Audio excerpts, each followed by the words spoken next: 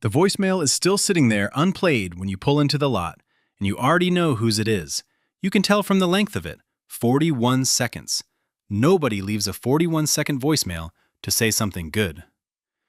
It's a Tuesday. You're sitting in the gravel lot behind Halvorsen Drug on 8th Street in a town in southern Minnesota you could throw a rock across, and the sign over the door still says Halvorsen, even though Pete Halvorsen has been dead for 2 years, and the woman who bought it after him is the one who left the voicemail. Her name is Diane. She's 59. She is, she told you on the phone last month, just so tired. And she said it the way people say it when they mean something bigger than sleep. You're a pharmacist, 36 years old. You've spent 11 years behind a counter at a big chain, the kind with the drive-thru and the corporate dashboard that turns red if your average fill time creeps over a number some analyst in another state decided was acceptable. You're good at it. You can run a verification queue in your sleep. You know every regular by name and most of them by ailment. And somewhere in year 9, you started feeling a thing you didn't have a word for until your dad, a machinist who got phased out by a CNC line in 2003, described his last few years at the plant the exact same way. Like being a very skilled person operating someone else's machine. Like the skill was real, but it wasn't yours anymore.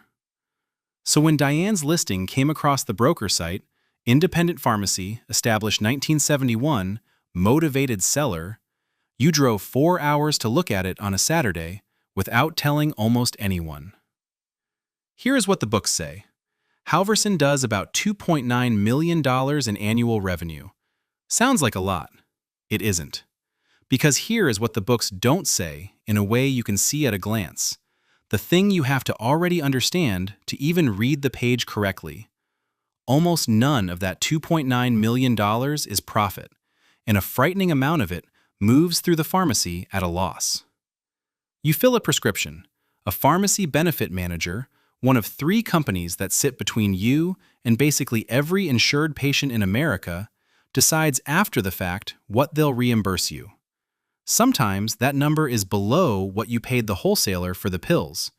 You don't find out until later, sometimes months later. And then, separately, they reach back in and claw fees out of payments you already booked. Diane's net margin, after you scrub it honestly, is something like 1.8%.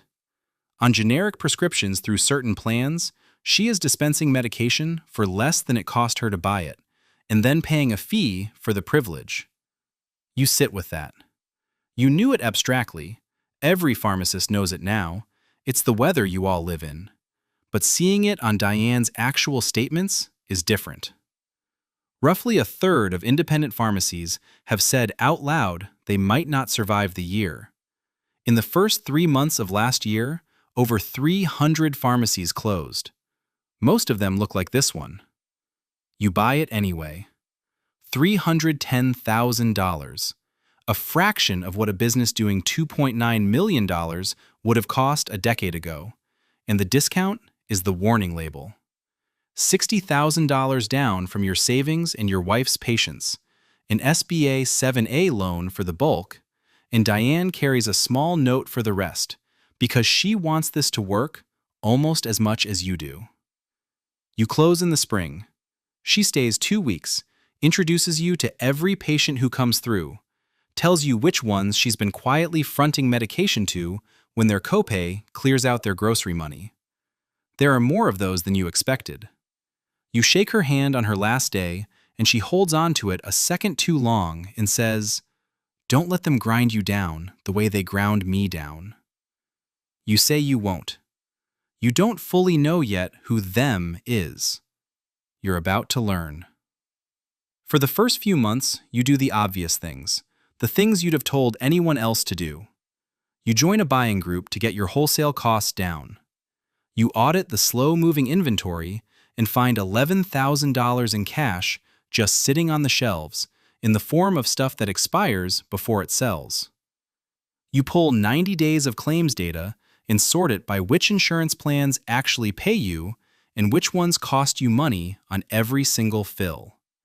You find one PBM reimbursing you at -2% across a whole book of patients. Negative. You are paying out of your own pocket for the right to be that plan's pharmacy. And this is where the obvious version of the story would have you cut those patients loose. The spreadsheet says drop the plan. The spreadsheet is very clear about it. And for about a week, you think the answer is just discipline. Run it leaner, fill faster, squeeze the costs, win on operations the way you won at the chain. Then Mrs. Eklund comes in. She's 81. She's been getting her blood pressure medication and her husband's diabetes supplies here since before you were licensed, and her plan is the one bleeding you on every fill. The math is unambiguous. You should not, as a business, want her prescriptions. And she stands at your counter in a yellow coat and asks if you can look at her husband's new specialist list, because the hospital sent 3 different drugs and she doesn't know if it's safe to take them together, and the nurse line put her on hold for 40 minutes and hung up. And you spend 20 minutes you will never bill anyone for figuring out that yes, 2 of those drugs together would have put him in the ER by the weekend. You call the specialist, you fix it. She doesn't know what almost happened. She just says thank you and asks about your kids. You drive home that night, and you don't go inside right away. You sit in the driveway, and you finally write the thing down that you should have written the first week, on the back of a buying group invoice, because that's what's in the truck. What can the machine do, and what can only I do?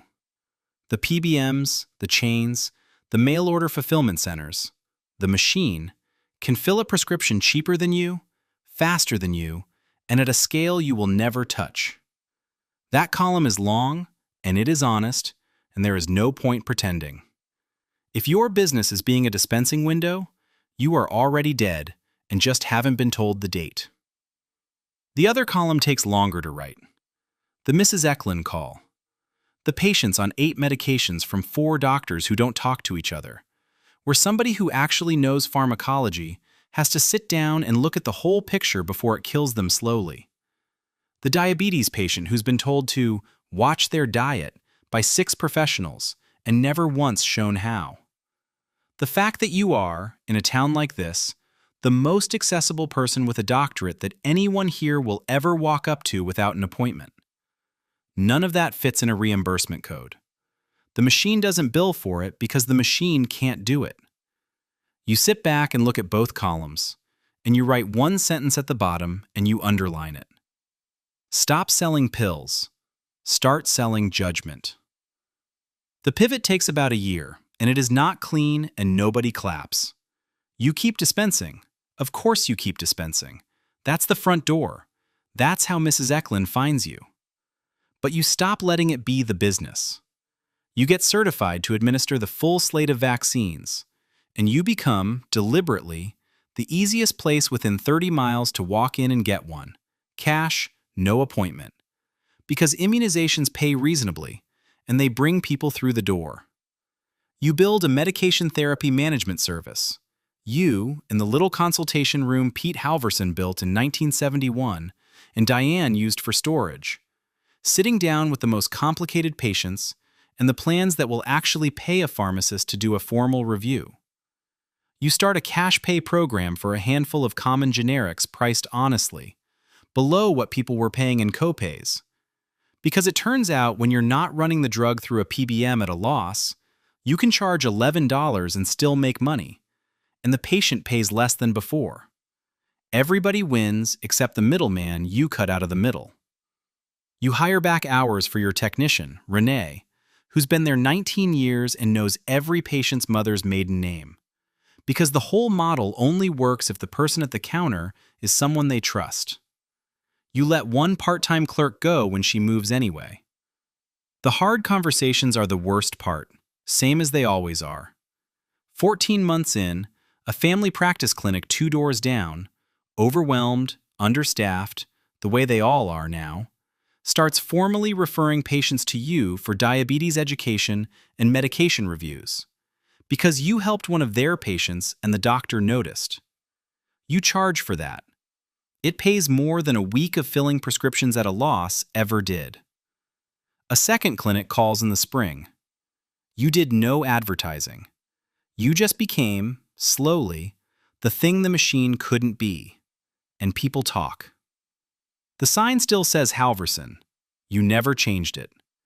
The trust in this town took 53 years to build, and it lives in that name, and in Renee's face, and in the fact that the same people have been picking up their medication in the same spot since the Nixon administration.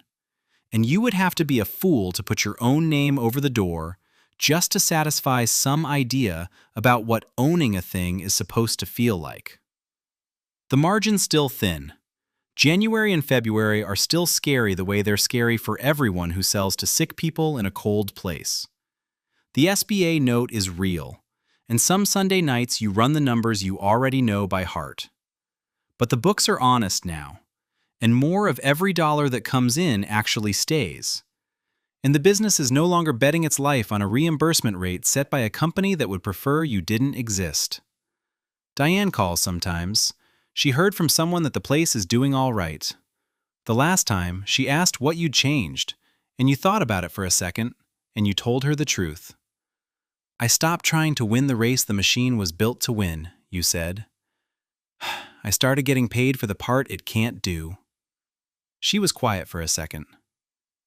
Then she said she wished she'd figured that out 10 years ago. And you didn't say anything, because there wasn't anything to say that would be both true and kind. The PBMs didn't come for your pharmacy. They came for the version of a pharmacy that was just a faster way to hand someone a bottle. That version was already over. The reimbursement rates were just the part that made the timeline legible. What you're building now, slower, smaller, harder to scale, impossible to automate, is the part that was always worth the most. It just never came with a billing code anyone would pay, until you sat down and built one yourself. You play Diane's voicemail back sometimes, the 41-second one, the one from before you owned any of this. I'm just so tired. You get it now in a way you didn't then. The tiredness wasn't the work. The work was never the problem. The tiredness was doing the work inside a machine that had quietly decided your skill wasn't worth paying for. So you built a smaller machine, one that knows what it's for. You lock up. The sign's still on. 8th Street's empty. Tomorrow, Mrs. Eklund comes in at 9.